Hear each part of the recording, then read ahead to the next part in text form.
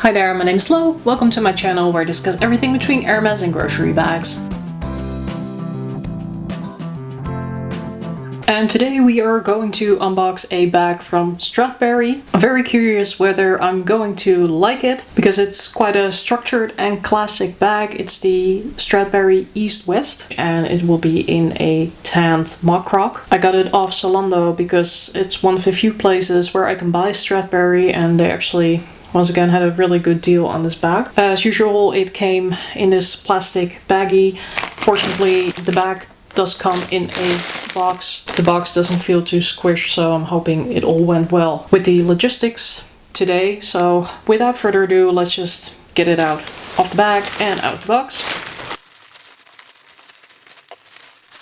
Yeah, it says East-West embossed croc tan, so it's actually pretty much what I described.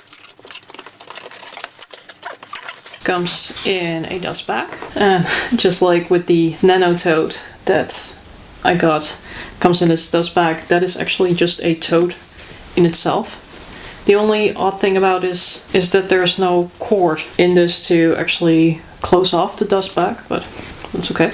Ooh.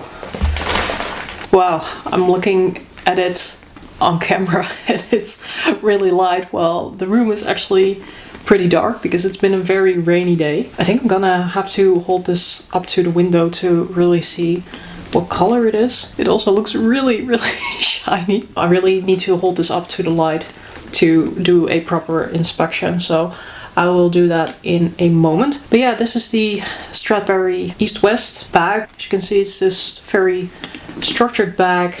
It comes with a chain, which is, I guess, still tied on the inside. A chain that doubles up. Open the flap like this. Has a magnet. Oh yeah, I see. So the strap is just... No, I am confused.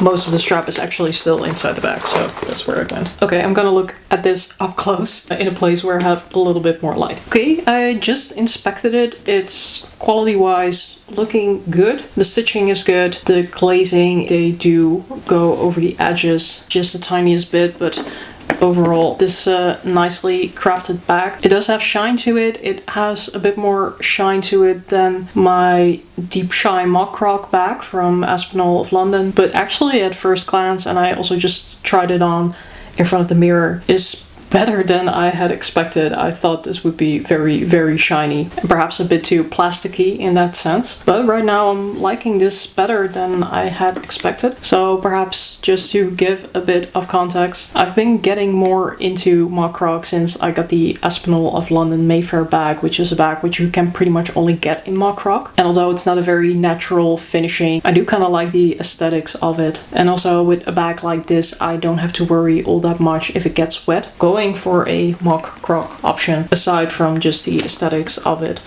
I also like from more of a durability perspective. So who knows, perhaps mock croc is kind of becoming my new thing. I also thought with this bag, if I would get it in a mock croc in black, for example, that would probably be quite a classic bag, but I figured that if I had it in tan, it would make it a bit more edgy or playful. I don't really know how my mind reasons about these things, but I think it's actually going to work well with quite a lot of my outfits. I'm going to think about this a little bit, just have it in my closet for some time, try it on with outfits so I can decide whether I want to keep it or not. Luckily, Zalando has like a 100-day return period, so I have plenty of time to think about it. And then if I do decide to keep it, obviously I'm going to try it out and come back with a review. So what will happen to this particular bag will be up next. Welcome to part 2. I think it's been almost half a year since I unboxed this bag, and I've used it a handful of times now, so I thought it would be a good time to follow up with a actual review, or at least my first thoughts about this bag. So as usual, I'm just going to go through all of the details of the bag first, do a tour of the bag, discuss the dimensions and weight, discuss the strap with you, then we'll open the bag up to talk about the interior and what fits, and I'll round off with pros and cons and my recommendation in regards to this bag.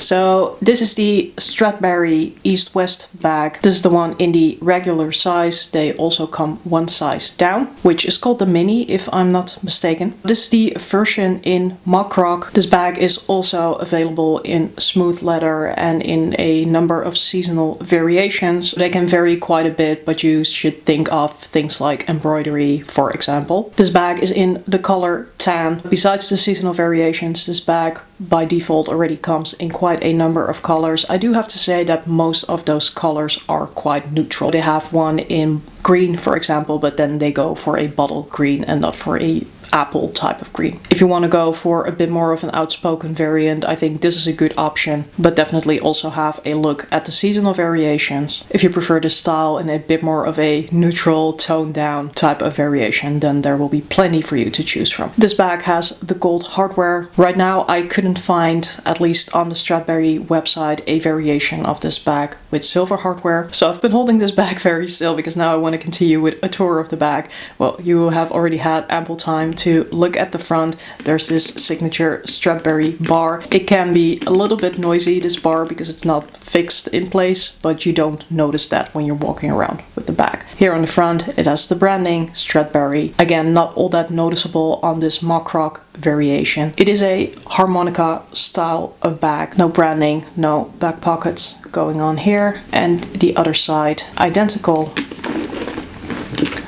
bottom. Doesn't have any feet. When you set this bag down, it basically rests on these 3 folds that they have created in the bag. In that sense, it does offer plenty of protection from these pieces over here because these will never touch the ground. But you're basically always setting it down on the glazing and not on feet, and feet will be more hard wearing than glazing, of course. And then going on to the top, so as you have already probably seen, this is a bag with a chain. It has 4 grommets that sit opposed from one another instead of sitting next to one another, if that makes sense. For shoulder bags, this is my preferred style because I like how the chain aligns if you pull it up like this. For bags that I wear crossbody, I'd rather have the grommets sitting next to one another because I do think it can look a little bit funny to have a chain hang out like this and then to have the strap hanging off the back or the front, but that's just my personal opinion. Then to talk about dimensions, the width of this bag is 23 centimeters or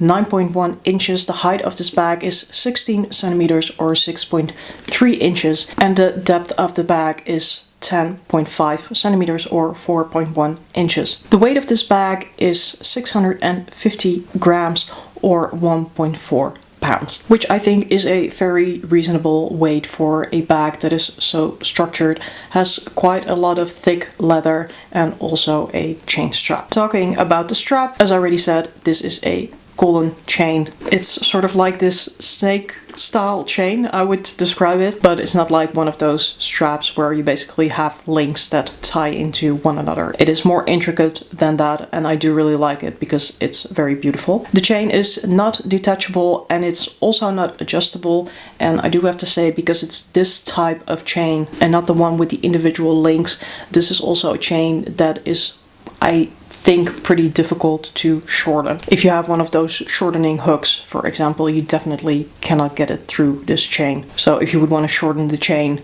I suppose you would just have to tie it up with a rubber band, for example. And that's perhaps a bit of a shame because I guess this bag could look pretty cute if you play around with tying up the strap. The single strap drop on this is 53 centimeters or 20.9 inches. I will insert some mod shots for reference. If you double the strap up, it has a drop of 29 centimeters or 11.4 inches, which for me is really comfortable. I am about 170 centimeters or 5'5" and usually a size large. Moving on to the interior of the bag. As you might have noticed before, it is not super easy to open this flap because it's tied under the bar. I also would have to say that it is not super hard to open. So yes, it is a bit fuzzy, especially to open, but for closing it, I don't really struggle all that much.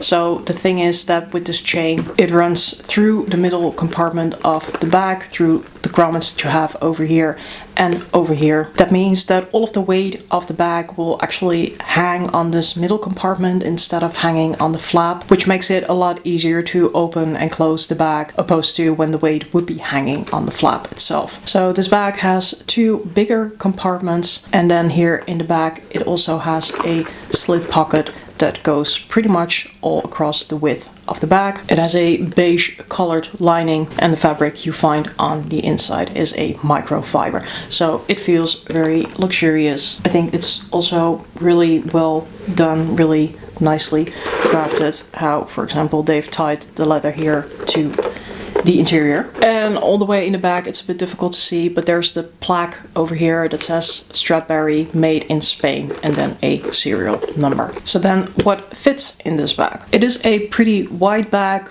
23 centimeters. But of course, whenever you're dealing with a middle compartment, there's a bit less that you can do in terms of capacity, because bigger items tend not to fit. I think it should definitely be able to hold any phone. This is my Samsung Galaxy Z Flip 4, which in folded out state is a pretty sizable phone that fits perfectly fine. Talking about some other items, full-size wallet. This is one that actually does not fit. This has approximately the same size as the bag, and also the bag tapers in a little bit at the top. So this is going to be a no. However, if you have a card holder or a compact wallet, for example, that will be perfectly fine, and a compact wallet can also stand up if it's not too wide. Possibly if you have a long wallet that is just slightly smaller, that might still fit in this bag as well. I think in terms of width, you're gonna have most of the problem, but in terms of depth of this compartment, it should be okay. Case of sunglasses, this is fine. Big water bottle, not really going to work, probably too tall and too wide for one of these compartments. Let's see if my smaller water bottle fits. It is a bit of a stretch, but it can technically fit. It will move the compartment here a bit to the back, so that might not be super desirable, but it could technically fit. Perhaps also good to notice that the front compartment on this bag does give a little bit more space than the back compartment. Technically they should be the same size. I think it's just the way that it's sort of tucked away in the back. It does seem to limit the capacity here a little bit. Overall, I would say this is a perfect bag in terms of a bag that will just fit all of your necessities and a little bit more. Perfectly fine if you have a bigger wallet. You can take your sunglasses, you can definitely take some smaller items with you, for example makeup. Because of the middle divider, you are a bit limited what you can fit in terms of items and where you're going to fit them. But if you have smaller items that you will just carry loose in your purse, this should actually hold quite a bit. So then let's talk pros and cons. Pros, at least to me, is that I do find that this bag is beautifully crafted. There's a number of these popular brands now from the UK, I think most notably Strathberry, Dimoyer and Aspinall of London. I do still think that I like the quality of Aspinall the best, but from my experience thus far with Strathberry, they do come in as a strong second. I think it's particularly difficult to do structured bags very well, which is also why Dimoyer hasn't always had the level of quality that I'm looking for. When you see how this is constructed, like on all of these edges, I'm definitely very satisfied with that. As I said, the chain is beautiful to me. The bar thus far has been holding up well. I think I might have liked it just a little bit better if this bar was fixed instead of loose, but that's more of my personal opinion. I think the mock rock option is durable, weatherproof and quite hard wearing.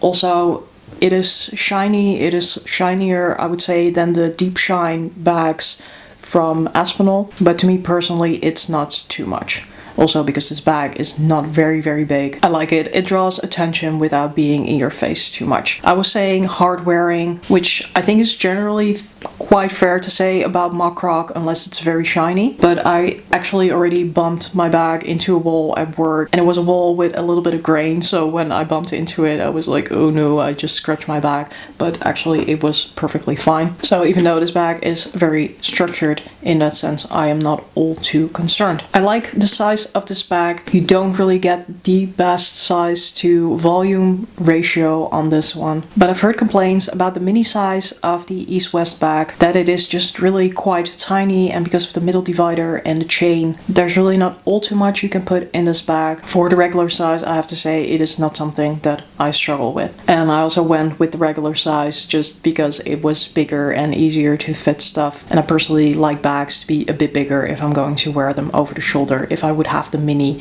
That would really be more of a crossbody bag for me. And I try to stay away from crossbody bags with chain because it makes you quite dependent on the length of the chain usually. If that doesn't work out, there's generally not all that much you can do to adjust it. The chain in itself, it's not only beautiful, but I also do find it comfortable to wear, perhaps because this chain is rounded instead of flat. It's just a theory. Although I do have to say, I just wear this chain doubled up. I'm not really sure how it's going to feel if you wear this bag as a crossbody. Although the chain running through the center compartment of the flap does make it a little bit more difficult to get your stuff in and out, and it does restrict the capacity a little bit, I think it's a very smart design feature because it doesn't actually put any weight or any stress on the flap, which makes it a lot easier to operate the bag getting in and out of it. As already mentioned, the flap is not super easy to open and close. I think for me it's mostly the opening that I struggle with. For the closing, I can usually just align it to the bag and slide it in,